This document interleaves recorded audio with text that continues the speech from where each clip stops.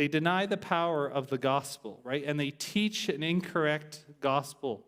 He says to us, again, avoid godless chatter because those who indulge in it will become more and more ungodly. I don't know about you, but sometimes I've fallen for this even in my own life. Sometimes godless chatter, talking about things that really don't mean anything.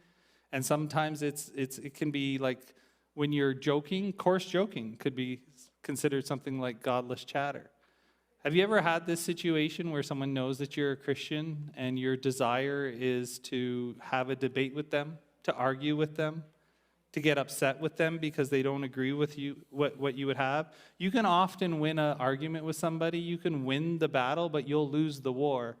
The reason why you lose the war is because your desire and your pride is to make yourself look good in front of other people about how much you happen to know about being a Christian. But you lose the war because you don't bring that person any closer to Christ. It's slanderous. You're without self-control.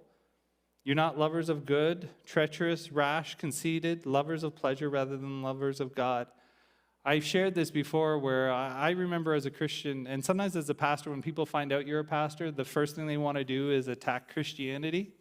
They want to attack the fact that you're a Christian. Whenever I'm in a group like that with people, I've learned my lesson the hard way here. I always say to people, if they're trying to have a debate with me, I say to them, look, if you truly want to know about who Jesus is, come for coffee with me. I'll take you out for dinner. But I'm not going to have a debate for you in front of like 10 people here because there's two things that happen there. One, if you win the argument, you look bad because you just beat somebody up.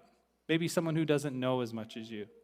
Sometimes we do that out of pride. But the scriptures aren't there so that you look more intelligent or more wise than somebody. The scripture is there to change you.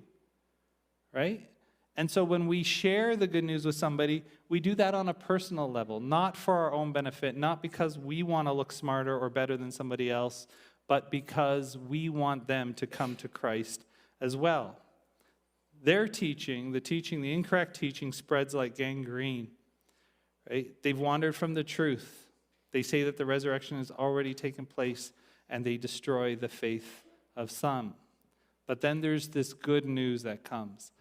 Even though we have this in our world, and even though there can be incorrect teaching, we are reminded by this word, nevertheless. I love that word because it's like 3 words in one, nevertheless. Nevertheless, God's solid foundation stands firm.